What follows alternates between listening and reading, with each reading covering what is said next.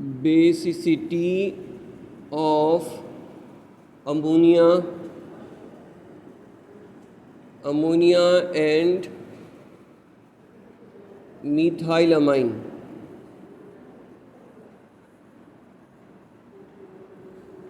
देखिए जो basic character है ना, तो अमोनिया जो है वो क्या होती है, एक लिविस बेस होती है, याद है कि नहीं है? अमोनिया एक लिविस बेस होती है because of the lone pair of electron on nitrogen. और ये समझो कि हमारे पास है मीथाइलामाइन, ये भी क्या होगा, बेस होगा because of the availability of lone pair. लेकिन आपने देखा है कि मैंने जो मीथाइलामाइन का जो लोन पेयर बनाया ना, वो क्या बनाया, थोड़ा सा तगड़ा बनाया है। ठीक है, वजह क्या है? वजह उसकी ये है कि मीथाइल इलेक्ट्रॉन रिलीजिंग ग्रुप है। Methyl group electron releasing group होता है, इसके पास कोई टोटल मिला के 9 इलेक्ट्रॉन्स होते हैं, तो इलेक्ट्रॉन डेंसिटी रिलीज़ कर रहा होता है। तो जब ये इलेक्ट्रॉन डेंसिटी रिलीज़ कर रहा होता है तो यहाँ लोन पेयर के पास इलेक्ट्रॉन डेंसिटी और भी एनहेंस हो जाती है। और जब ये रिच इन इलेक्ट्रॉन डेंसिटी होगा तो ये लिविस बेस के तौर पर बहुत अच्छा सा काम करेगा। ये भी काम करेगा लेकिन इतना अच्छा नहीं करेगा जितना अच्छा ये कर सकता है, तो ये स्ट्रॉन्गर बेस हो जाएगा। ठीक है, अब देखो यहाँ पे पी के बी दी हुई होगी अमोनिया की। अमोनिया की पी के बी क्या है?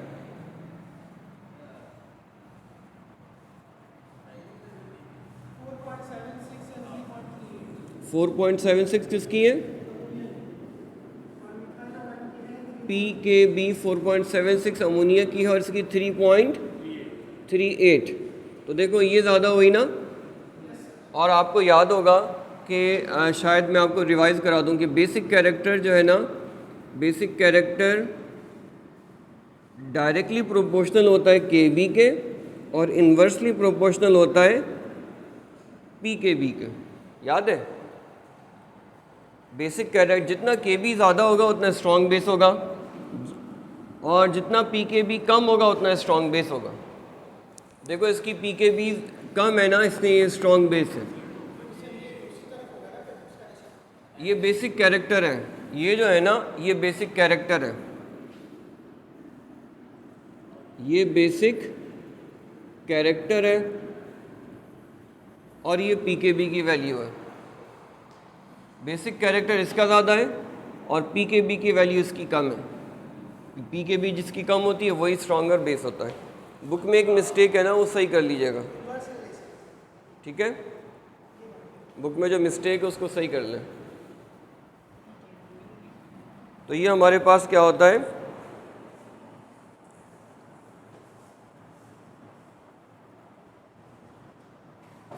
अच्छा अब देखो इसके बाद हम आते हैं कि basic character of primary, secondary और टर्शरी अमाइन।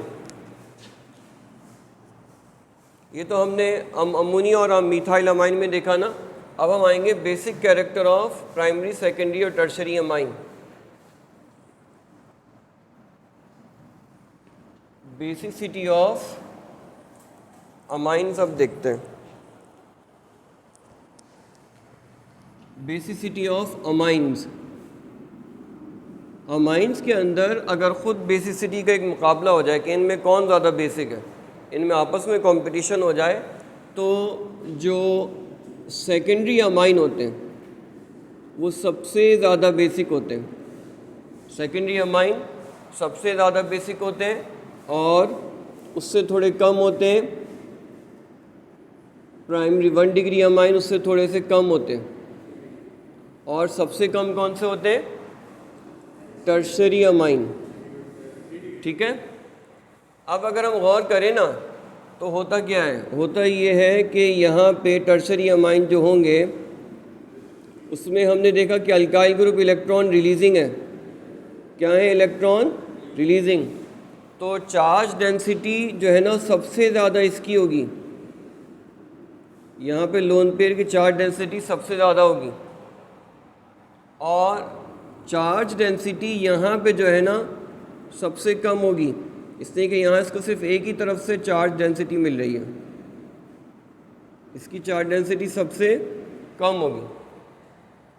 और इसकी जो चार्ज डेंसिटी है इसमें दो तरफ से इसको इलेक्ट्रॉन डेंसिटी मिल रही है, तो इसकी चार्ज डेंसिटी फिर भी इससे थोड़ी सी ज़्यादा होगी। ठीक है, सबसे ज़्यादा इसकी इलेक्ट्रॉन चार्ज डेंसिटी है। ठीक है, लेकिन मसला इसके साथ क्या होता है, ये इतना बल्की है कि जब ये अपने लोन पेयर से किसी के ऊपर अटैक करने जाता है तो इसके अटैक करना मुश्किल होता है, ये बल्की बहुत होता है।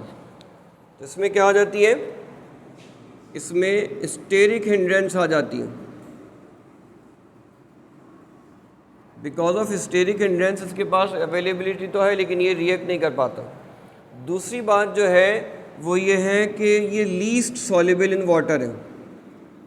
एसिड बेस्ड रिएक्शन होते हैं आमतौर पर एक्वस फेज के होते हैं, तो ये लीस्ट सॉल्युबल इन वाटर होता है।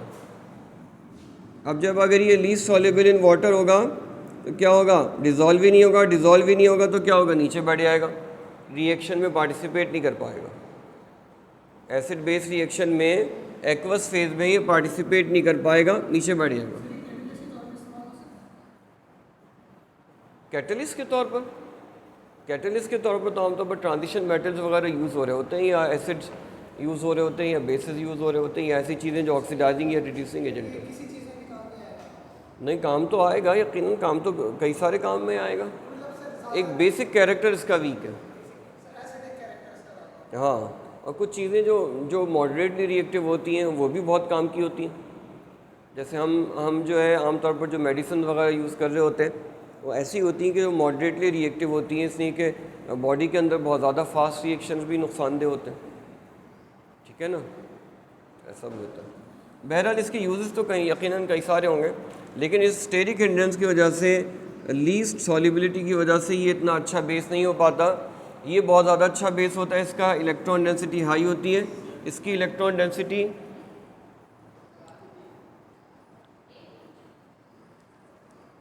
इसकी जो है इलेक्ट्रॉन डेंसिटी कम होती है, लेकिन फिर भी ये बहरहाल लिविस बेस का काम करता ज़रूर है। इसकी मॉडरेट जो है ना रिएक्टिविटी होती है। तो इसकी सबसे कम होगी because of the steric hindrance and because it is less soluble in water. इसकी सबसे ज़्यादा होगी इसलिए कि इसकी इलेक्ट्रॉन डेंसिटी थोड़ी अच्छी है, दो तरफ से इसको इलेक्ट्रॉन डेंसिटी अल्काइल ग्रुप से मिल रही होती है, और इसकी जो है वो मॉडरेट होती है। इसको ज़्यादा इलेक्ट्रॉन डेंसिटी तो होती है, स्टेरिक हिंड्रेंस होने की वजह से उसकी बेसिक कैरेक्टर वीक है।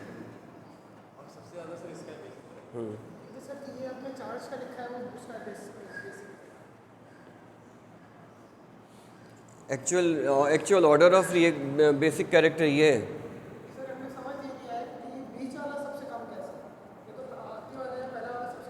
बीच वाला सबसे कम नहीं है, ये बीच वाला मॉडरेटली रिएक्टिव है। 1 डिग्री है ना, ये मॉडरेटली रिएक्टिव है। इसके बाद सबसे कम ये है बिकॉज ऑफ स्टेरिक हिंड्रेंस।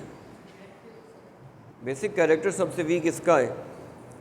देखें, the presence of electron donating group increase the basic character of amine. ठीक है, secondary amine is stronger base than primary amine. Although tertiary amine the electron density is increased due to the electron donating effect of 3 alkyl groups, but due to the steric effect of 3 bulky alkyl groups, the approach of proton to the electron pair of nitrogen atom becomes relatively difficult. ठीक है, और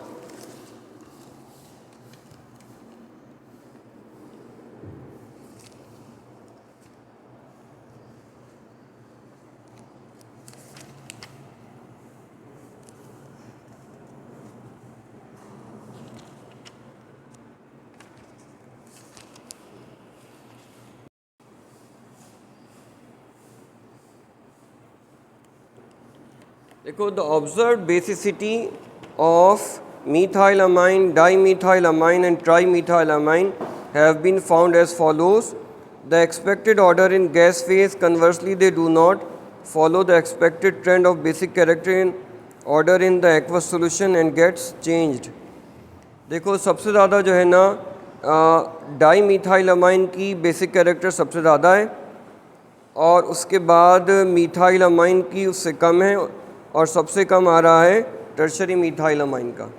ठीक है, इसका reason क्या है The larger the value of pKb, the smaller is the tendency to accept a proton from water. The basic strength of amine in aqueous solution not only depends on the electron releasing effect of alkyl group, but also depends on the steric effect and hydration effect. ठीक है, due to the steric effect 3 degree alkyl amine cannot donate electron to proton. Steric effect का मतलब है कि जो ये बहुत ज़्यादा बल्कि हुआ होता है ना, बल्कि होने की वजह से जब ये अटैक कर रहा होगा किसी प्रोटॉन के ऊपर तो उसका अटैक करने में हिंड्रेंस आती है। ठीक है, इसको जो है वो अब देखो इसकी तो pKb वैल्यू भी दी हुई है, यानी अगर यहाँ पे हम लगा दें CH3 लगा दें और इधर भी CH3 लगा दें और इधर CH3 लगाएं और क्या करें कि इधर भी तीनों जगह CH3 लगा दें। अब ये जो वैल्यूज़ दी हुई हैं pKb की आप लोगों ने याद करनी नहीं है, ऐसे आपकी नॉलेज के लिए हैं कि जो मीथाइल अमाइन है ना, मीथाइल अमाइन की pKb वैल्यू होती है डाई मीथाइल की होती है 3.29 इसकी होती है, इसकी होती है 3.36 होती है, और ये जो है हमारे पास ट्राई मीथाइल अमाइन की होती है 4.28, इसकी pKb आ जाती है 4.28। ठीक है, अब देखो इसकी pKb सबसे ज़्यादा है ना तो इसका बेसिक कैरेक्टर सबसे वीक है, और इसकी pKb सबसे कम है तो इसका बेसिक कैरेक्टर सबसे ज़्यादा है। सही है।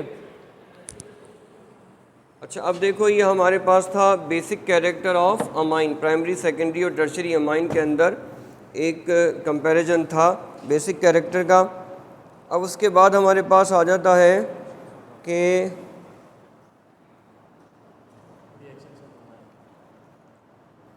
Reactions of amines.